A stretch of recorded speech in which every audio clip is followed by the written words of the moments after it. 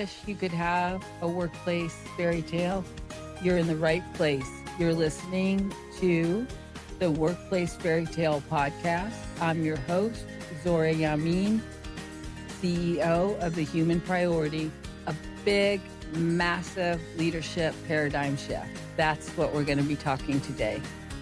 This topic is one that probably is my number one topic that I feel everything I've been through, everything I've done as a leader, as a consultant, has culminated in my thoughts around this.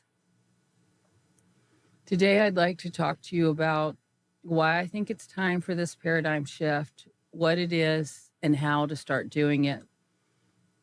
In its essence, it's going from working for someone to working with each other, where leaders are not a special title that someone's given, where they have more power, hidden or unhidden, over a large group of people, but rather that we're all leaders.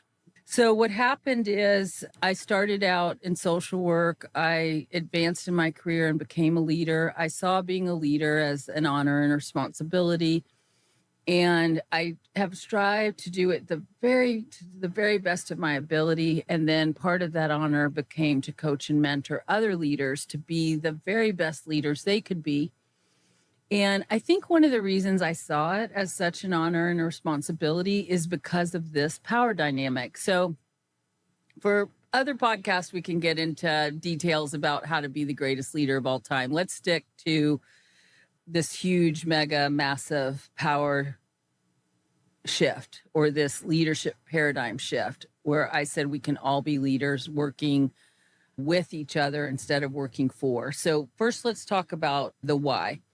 So it's time. You can talk about it, but the effects of the pandemic or just where we all are at in terms of what we want. But what we know is that employees really value flexibility. Another thing is that I don't seem to be able to talk without moving my hands.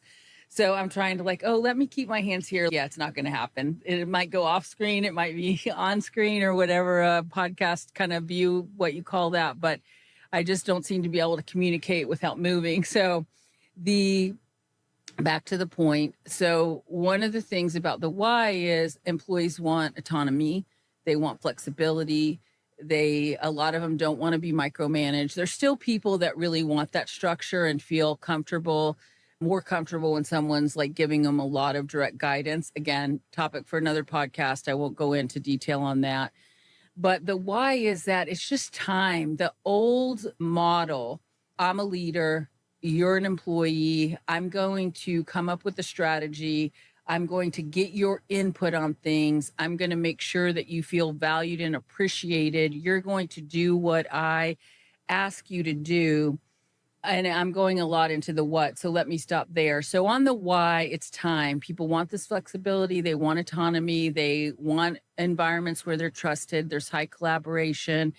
And they want to be involved and included and engaged, for the most part, in a much more in-depth way. And our old paradigm of working for doesn't allow that in the same way. It doesn't give us that breadth or that freedom. So let's go to the what. So here's the ugly truth. We're pretending.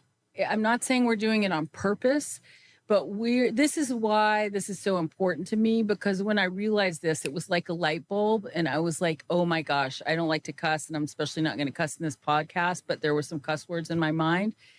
And I was like, we're doing this. So let's talk about this what, the ugly truth. We're pretending that we are equal, that we're equally valued, that what you think and what I think matter in the same way if I'm a receptionist or if I'm a CEO.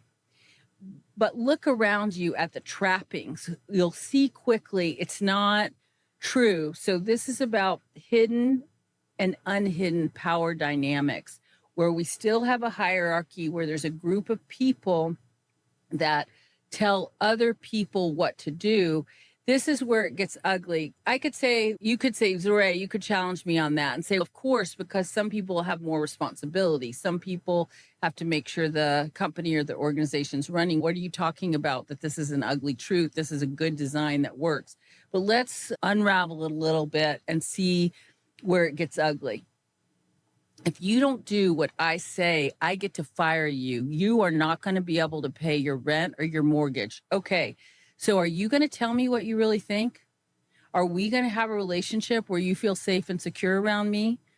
We can, but we need to understand that power dynamic is there. That's that responsibility. We need to make it really clear what you have to do to succeed at this organization and what happens if you don't succeed at this organization.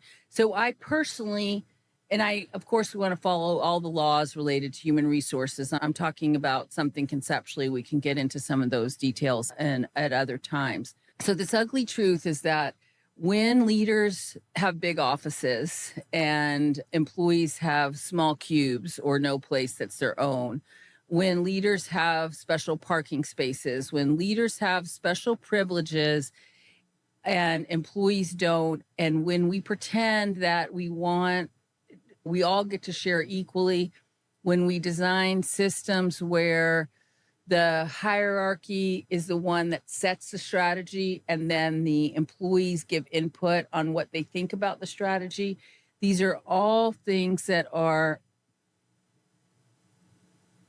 I'm just trying to find the best way to say this. It's all related to these power dynamics. It's a throwback. It was a time where we had a different relationship agreement. You came to work for this company. We were going to take care of you for life. You come to work on time. You give your best. We're going to make sure that you have time off when you need it to take care of your family. We're going to make sure that you get paid a wage that you can live from. You're going to get retirement. You're going to get some kind of symbolism of your dedication, a gold watch. It's not like that anymore. And that's a whole different topic as well, is that how the agreements changed. And that's okay.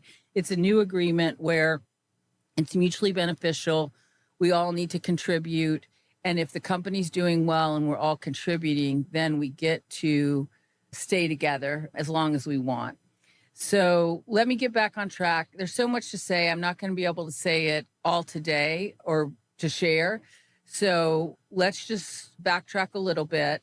So the paradigm shift is going from working for to working with, highly collaborative, high respect environments where everybody gets to be a leader of themselves, of projects, of staff that are assigned to them. The why is it's time. The old outfit doesn't fit anymore. We need to come up with this new paradigm together. The what, the ugly part is that we have these hidden and unhidden power dynamics that make us feel unsafe or insecure about our livelihoods. And we can change that by being very open with each other about what the new agreements are. And it's a whole new way of working together. So let's get into the how. But let's do a quick interruption. It's time, not an interruption, but a quick pause.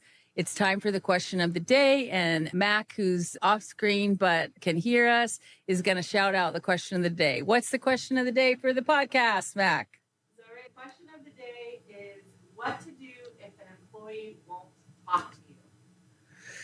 Okay, good question. And if you want to submit questions at the end, you'll get a couple emails and you can send them in anytime. We'd love to answer your questions. So what do you do if an employee doesn't talk to you? First thing is think about the why. Have you set up an environment where employees feel safe and secure to share their thoughts, even if they disagree? So if it's a cultural piece and an organizational piece, then you're going to want to look at steps to increase that safety and security.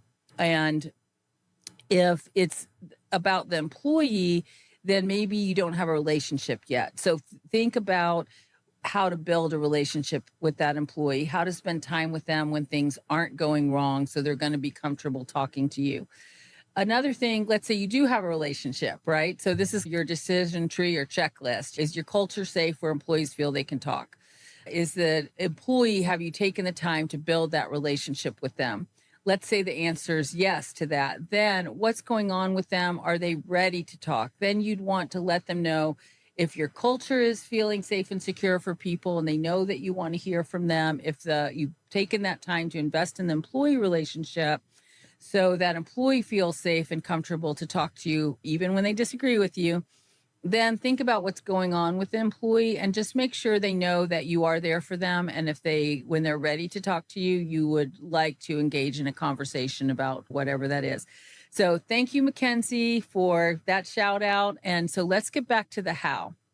So let's just say you're with me so far and you're interested in going from working for to working with and to making this paradigm shift where we're destroying that old hierarchy that doesn't fit anymore, but replacing it with something very thoughtful and intentional that's going to be much better, where it's all about us instead of us versus them. It's a big old we. So how do you want to go about that? The first thing, and I'm just going to peek at my notes here. The first thing is you want to start seeing it. You want to start to see all the ways that there's power dynamics, hidden and unhidden, at play in your workplace. And it would take a whole nother podcast to get into detail on that. Maybe we'll do that sometime. If you want that, just let us know. But it's who speaks at the meetings, who's invited to meetings, I'm going too granular. Let me go more high level. Look at all the ways that there's hidden us versus them, that there's some kind of sign or symbol or approach that is because you're a leader with a director, VP, SVP, chief by your name, we treat you more special. And that you get what I mean, that we need to just all wait for you and all hang on your words and make sure you know how smart we think you are. And just like say, yes, we'll do that, even if it's a really bad idea. So look for all those hidden and unhidden power dynamics. And then the second thing, so that was the first thing, you want to start seeing it. The second thing is you want to develop a desire to change it. So if you're attached to the old model, old hierarchical model, then you don't even, and I know I'm not trying to be offensive or insulting, but don't try and change it, right? You really want to cultivate a desire to change it, where you have a curiosity to start thinking about what would it look like and how would we do it? And yes, I am interested in making a shift. So that's the second thing, is have a desire to be a part of the shift. And then the third thing is start talking. And again, you're going to want to cultivate a safe, secure environment for those conversations to be making a difference or being where you're really hearing or seeing for each other. So the third thing is you want to start talking. You just want to start dialoguing about what is our culture like and what does it mean to be a leader here and how are we really treating all of our employees and what would it look like if we went from a working for to a working with model? What do we think about that? And you just want to start having those conversations. And the fourth thing, as you develop the steps, they can be very small. You want to look at making incremental change. And the most important thing is you want to make the change together. So I'm going to stop. I really appreciate you hanging with me on this. There's a lot to it and a dialogue about it. Send in your questions. We'd love to have you on the show if you want to talk more about it directly here. And it's a conversation that we want to have with as many people as we can have, because we really think we're onto something here and hope that you will too. It's time to say goodbye. So thank you so much for being here and listening today. I'm looking down because I have my notes. I haven't memorized this yet. If you enjoyed the podcast, please subscribe and share. As you could tell, I'm a little bit unfiltered and a tad bit insecure, though I think I'm not supposed to admit that. You'll help me out if you like, subscribe, and share. But don't just do it for that. I really want you to enjoy it and get value here. But just so you know, it would be personally appreciated.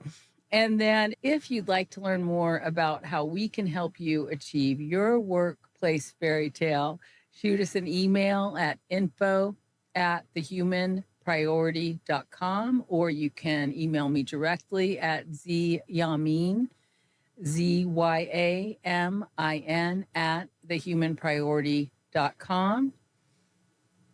So this is the final sentence, and I'm going to have this memorized by episode 4. See you next time. Wishing you all the best in creating your workplace fairy tale. Thanks.